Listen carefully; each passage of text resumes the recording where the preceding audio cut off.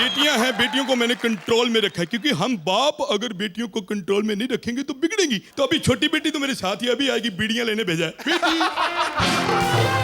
तो दूसरी बेटी जो है वो मतलब इतनी टाइम की पाबंदी है, कोई भी लड़का फोन करेगा टाइम पर पहुंचेगी। नहीं आप मतलब ना, एक मुझे गुस्सा है, थिंकिंग बहुत गलत है आपकी। वो नौकरी करती है, इकट्ठे जाते लड़कियां लड़के, मतलब हो जाते जाना होता है, ऐसी गलत बात थोड़ी है। मतलब टाइम पर मतलब मैंने उसको बोला है कि घर पे बेटा जब जहां जाओ ठीक है भी 8 बजे से पहले घर पे पहुंचो। पड़ोसी बड़े कुत्ते यार शक करते हैं, नहीं उनको नहीं पता ना फीलिंग का, उनको थोड़ी पता क्या हो रहा है। वो मतलब मैंने बोला भी 8 बजे से पहले घर पे आओ, वो 7:45 बजे आ जाती, चाहे चौथे दिन ही आए।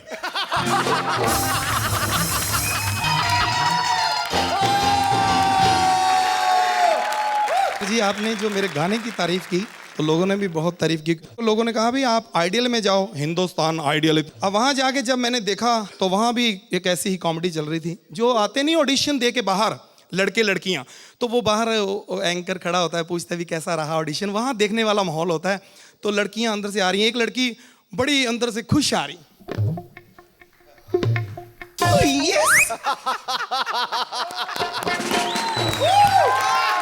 हाँ तो आपसे बात करते हैं कि कैसा लगा आपको अंदर। हटो पीछे। मुझे पूरा कॉन्फिडेंस था कि मैं बहुत अच्छा गा रही हूँ, लेकिन 2 जगह अचानक सुर में आ गई। एक लड़की अंदर से रोती हुई आ रही,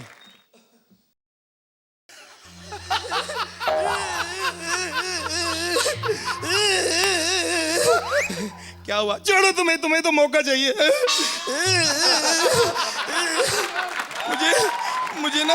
मुझे कहते, मुझे जज बेटे मुझे कहते तू बॉम्बे नहीं आ सकती। मैं क्यों नहीं आ सकती? कहते तू नहीं आ सकती। मैंने कहा मैं क्यों नहीं आ सकती, मैं आके दिखाऊंगी। कहते कैसे? मैंने कहा यहाँ मेरी बुआ रहती है। मुझे कहते तुम्हें गाना आता है, कोई डांसिंग सॉन्ग सुनाओ। मैंने सुना दिया, चुपकी चुपकी रोती दिन आंसू। कहते चुप कर। मुझे चुप करा दिया, खुद रोने लगे। मुझे कहते तुम्हें कोई गजल आती है? मैंने सुना दी गजल। आशिक बनाया आपने, तेरे बिन सोनी सोनी राह, तेरे बिन प्यासी प्यासी निगाहें, तेरे बिन। कहते तेरे बिन हमारा गुजारा हो जाएगा जाओ। मुझे कहते तुमने तो गजल का गजरेला बना दिया।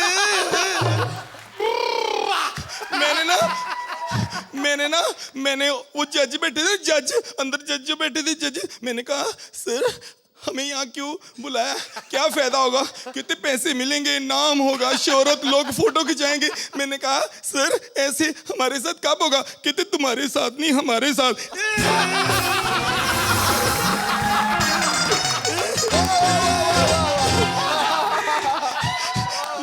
मुझे पता क्या कहते, वो बाहर ना सिक्योरिटी गार्ड खड़े थे, जैसे वो खड़े हैं ना। मैंने पूछा अंकल ये रुमाल देना।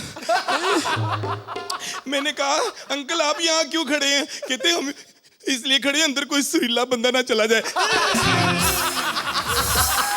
मुझे कहते तू अच्छी सिंगर नहीं, तूने प्रैक्टिस नहीं की। मैंने कहा सर मैंने सारी रात जाग के प्रैक्टिस की है। कहते गाने की क्यों नहीं की? कहते खाने की है, सोने की है, गाने की नहीं की। कहते तूने सीखा नहीं। मैंने कहा सर मैंने सीखा है, मैंने कोर्स किया है। कहते क्या? मैंने कहा ब्यूटी पार्लर का। मुझे कहते तेरा गाना सुन के तो हमें हंसी आ रही है। मैं कहा ठीक है फिर मैं लाफ्टर में चली जा। वो लड़का हार गया, वो हिंदुस्तान आइडियल में स्टेज पे खड़ा है, तो माहौल देखिए कैसा होता है। वो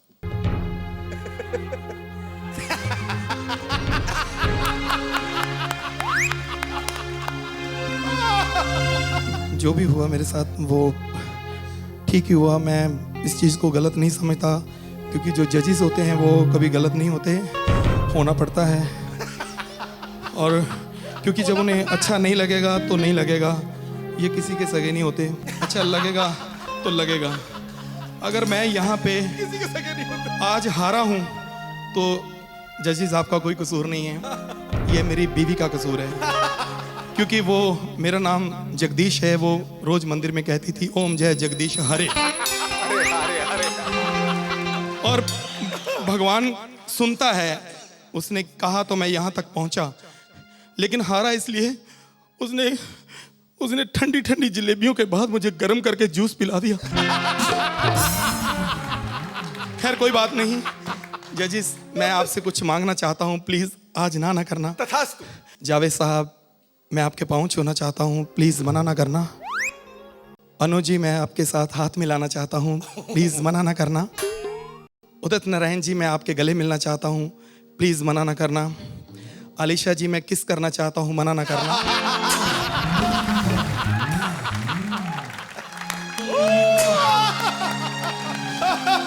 किस करना चाहता था?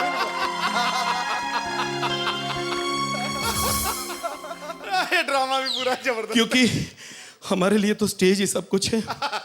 थैंक यू अलीशा दीदी, मैं अमृतसर से आया हूँ।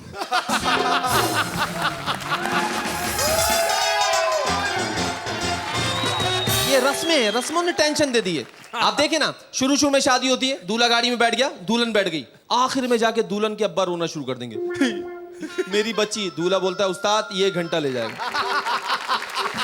गाड़ी का शीशा नीचे करवा के दुल्हन के अब्बा गाड़ी के अंदर चले होते दूल्हा निकल जाता, तू बात कर ले चल। और जब नए नए होते हैं दूल्हा, उनको कुछ पता नहीं होता शादी के बारे में, उनके दोस्त उनको बता रहे हैं वो कथा नहीं। लड़की के कान में बताती है चलिए शादी।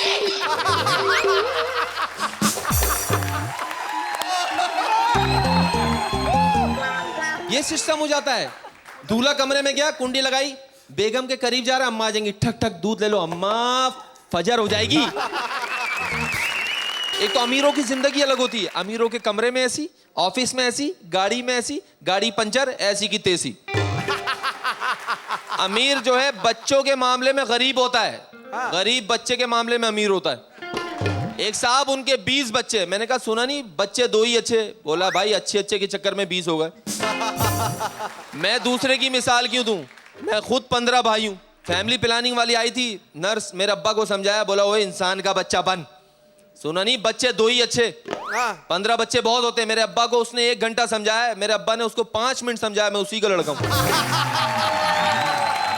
आप प्राइवेट हॉस्पिटल चले जाएं, वो देखें क्या नर्सें हैं, खूबसूरत लेंस लगे हुए, पंपी टप टप टप, पंपी की आवाज से बंदा वैसी फ्रेश हो जाए। और आप सरकारी हॉस्पिटल नर्सें देखें, पुलिस वाली लगती हैं, बदबूदार। यहां से नर्स गुजरी, यहां से मरीज गुजर के ऊपर। फिल्मी हीरोइनों ने तबाह कर दिया है। इनके पास कोई अमीर आदमी जाए ना ऑटोग्राफ लेने के लिए, उसको ऑटोग्राफ देंगी, नंबर देंगी। और हम जैसा गरीब चले जाए, ऑटोग्राफ दिया, नमाज पढ़ा करो, इबादत किया करो, मंदिर जाया करो, कुरान पढ़ा करो।